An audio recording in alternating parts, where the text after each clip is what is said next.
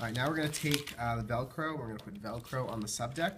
There are two types. You're going to use the rougher one, if you feel it with your fingers. So on one side, we're going to go all the way around.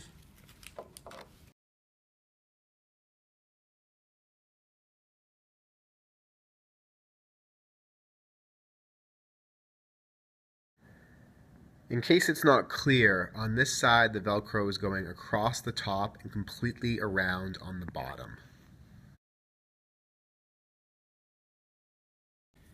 On this side we're only going to go underneath and a little bit over the top.